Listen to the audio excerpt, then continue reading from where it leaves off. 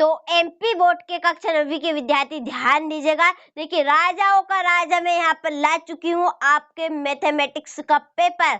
जिन बच्चों को ऐसा लगता है कि मैथमेटिक्स बहुत डिफिकल्ट है, बिल्कुल भी डिफिकल्ट नहीं है।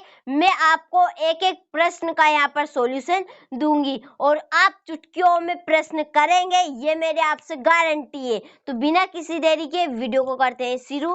तो देख लीजिए एक एक प्रश्न का यहाँ पर मैं सॉल्यूशन दूंगी और आपको पूरा समझाने का प्रयास करूंगी ताकि आप कोई सा भी आपका प्रश्न आ जाए तो आप उसे कर सके। तो जो पहला प्रश्न है हमारा, रैखिक बहुपद।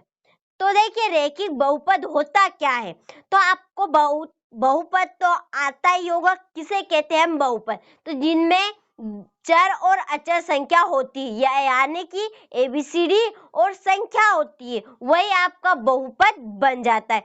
तो बहुपद की हम बात करें तो बहुपद में यदि एक घात होती है तो उसे कहते हैं हम रैखिक बहुपद।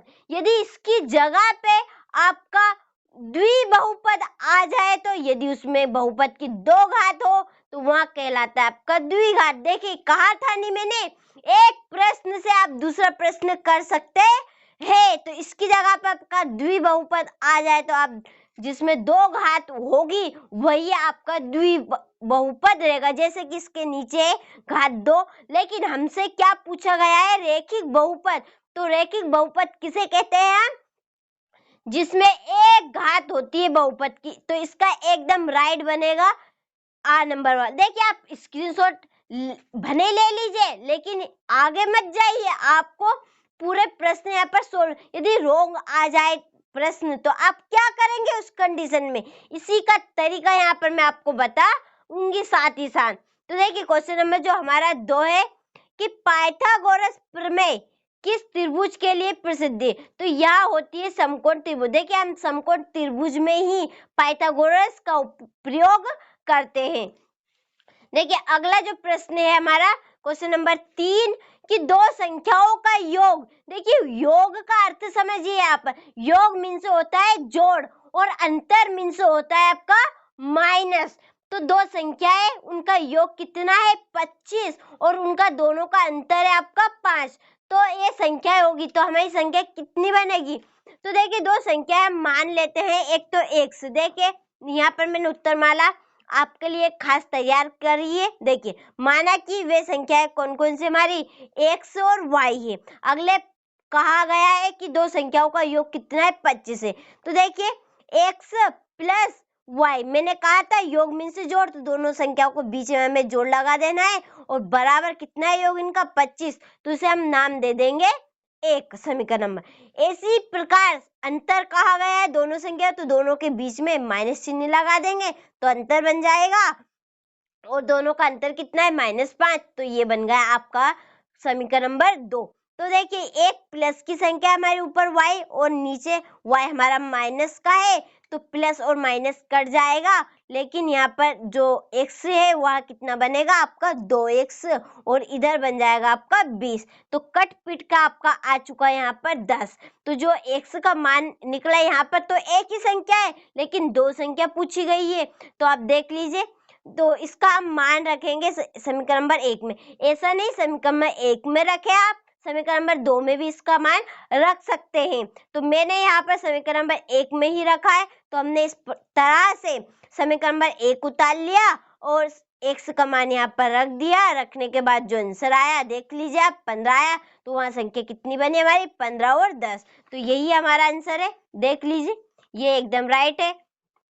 देखिए इसके बाद हमारा ये पूरी संख्याएं का जो इनका हमें माध्यक निकालना है। देखिए माध्यक का निकालने का भी तरीका बताऊंगी। तो देखिए माध्यक निकालने के पहले हम संख्याओं को किस में लिखेंगे, आरोही क्रम में। आरोही क्रम में यानी कि सबसे छोटी संख्या लिखाएगी, फिर उससे बड़ी लिखाएगी, फिर उससे बड़ी लिखाएगी, यानी ऐसी आपकी चलती रहेगी। पूरी संख्या आपको कंप्लीट कर लेना है जैसा कि यहाँ पर मैंने लिखा है। देखिए आरोही क्रम में ये, फिर इन संख्याओं को हम गिन लेंगे, नंबर गिन कितने हैं हमारे 1 2 3 4 5 6 7 8 9 कितनी है संख्या हमारी 9, तो n बराबर आ जाएगा आपका 9। तो जो एक 9 है ये आपकी विषम संख्या। तो जो विषम संख्या आती है तो माध्यक का सूत्र आपका लगने वाला है a बराबर n+1/2। ये विषम संख्या आए तब लगाना है। तो यहाँ पर जो नंबर हमने निकाले वही रखे। नंबर कितना है 9, 9 + 1/2, तो 9 ने 1 हो गया 10, काटा पिट्टी करके आपका 6, यानी कि कौन सा पद है हमारा यहाँ पर 6। तो इसका एक देख लीजिए। देखिए इसके बाद जो हमने आरोही यहाँ पर आपको गिनना है 1 2 3 4 5, 1 2 3 4, ये छठा, इसका का आंसर आएगा। पांचवा पद है तो पांचवा पद पर आ गया 6, तो इसलिए यहाँ पर 6 आंसर है। तो यहाँ से स्क्रीनशॉट ले लीजिए। देखिए इसके बाद है क्वेश्चन नंबर हमारा 5 की मूल बिंदु के निर्देशांक 0 0 होंगे।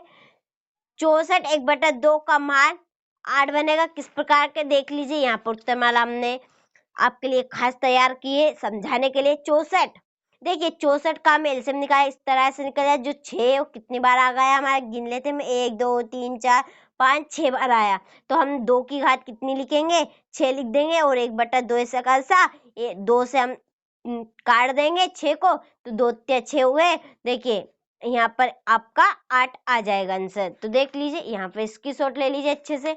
देखिए इसके बाद है हमारे ये इंग्लिश मीडियम वाले बच्चों के लिए भी, आपके लिए भी फुल हमने तैयारी की है। यहाँ से इसकी शॉट। इसके बाद है हमारा रिक्त स्थान। देखते हैं रिक्त स्थान। देखिए पहले में आपका आएगा असंगत। पाई एक खालिस्तान संख्या कैसी संख्या है, अपरिमेय संख्या, यहाँ से स्क्रीनशॉट ले लीजिए।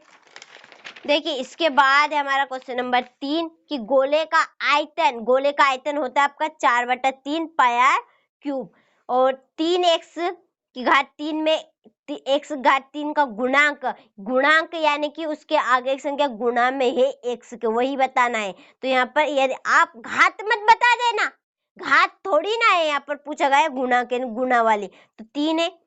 बिंदु 7 और -6 की कोटि का मान, तो कोटि क्या कौन सी इसमें माइनस, ये x है वो y को हम कहते हैं कोटि और x को कहते हैं हम भुज। देखिए एक प्रश्न में आपको मैं डबल प्रश्न बता रही हूँ यहाँ पर, देख लिए।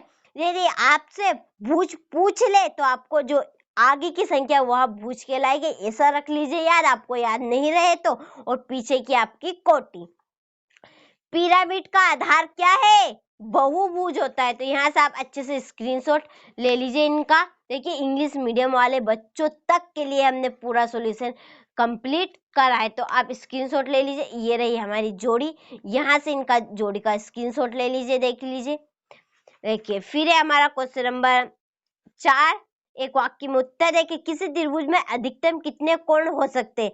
तो अधिकतम कोण हो सकते हैं आपके केवल एक। और वृत्त की सबसे बड़ी जीवा क्या कहलाती है, तो सबसे बड़ी जो वृत्त की जीवा रहेगी वह कहलाएगी आपकी व्यास। और जो देखिए समझ लीजिए आप, ये आपका वृत्त है, क्या है ये वृत्त है। तो ये यहाँ से यहाँ तक क्या हो चुकी है आपकी जीवा हो चुकी, लेकिन इसके यहाँ पर समझ लीजिए केंद्र के, तो यहाँ से यहाँ तक क्या आपकी कहलाएगी त्रिज्या। पूछ ले तो त्रिज्या कौन सी होती है, आधी होती है वृत्त की। इसके बाद क्वेश्चन नंबर 3, बिंदु किस चतुर्थांश में स्थित है, -3 और 5, तो द्वितीय चतुर्थांश में। इसमें आपका x² + bx + c, 5 में आपका 7 आएगा। और समकोण समद्विबाहु त्रिभुज के न्यून कोण की माप क्या होगी, तो 45 डिग्री।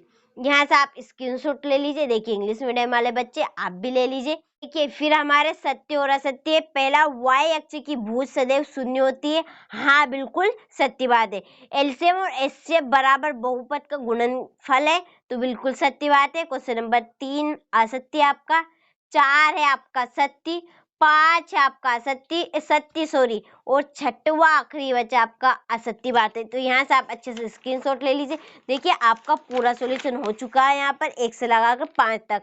और अगले वीडियो में मैं आपको प्रश्न क्रमांक 6 से पूरे सॉल्यूशन दूंगी सवालों का। तो आप यदि चैनल पर नए हैं तो चैनल को सब्सक्राइब करके रखिएगा और नोटिफिकेशन ऑन करके रखिएगा, ताकि सबसे पहले उसकी नोटिफिकेशन आप तक पहुंचे। तो आप सवालों का स्क्रीनशॉट लीजिए और समझ लीजिए सवाल कैसे कैसा आएंगे घुमा के, इनका सबका सॉल्यूशन मैं आपको दूंगी। स्क्रीनशॉट ले लीजिए आप तो यहाँ से अच्छे से बढ़िया से।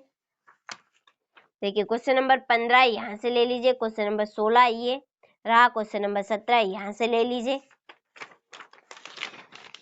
देखिए इसके बाद हमारा क्वेश्चन नंबर 18 यहाँ से ले लीजिए, क्वेश्चन नंबर 19 यहाँ से ले लीजिए। देखिए फिर है आपका क्वेश्चन नंबर यहाँ से 20 यहाँ से ले लीजिए। ये रहा क्वेश्चन नंबर 20 का, अथवा इंग्लिश मीडियम वालों बच्चों तक के लिए है। देखिए फिर हमारा क्वेश्चन नंबर 21 यहाँ से ले लीजिए, 22 और क्वेश्चन नंबर 22 का अथवा यह आपका 23वां प्रश्न है। तो देखिए वीडियो को आप पूरा देखिएगा, आपको पूरा सॉल्यूशन मिलेगा। अगला वीडियो हम इसका पूरे का सॉल्यूशन के डालेंगे। आपको बिल्कुल भी चिंता नहीं करना है, मैथमेटिक्स में 75 नंबर ही आपको दिलाकर रहूंगी। तो अगला वीडियो आप देखने के लिए चैनल पर नए हैं तो चैनल को सब्सक्राइब करेगा, नोटिफिकेशन ऑन करके रखेगा ताकि सबसे पहले नोटिफिकेशन आप सभी तक पहुंच जाए। तो अगला वीडियो इसका सॉल्यूशन का ही डालूंगी, जब तक इंतजार करिए, इसका अच्छे से कंप्लीट कर लीजिए इसे आप।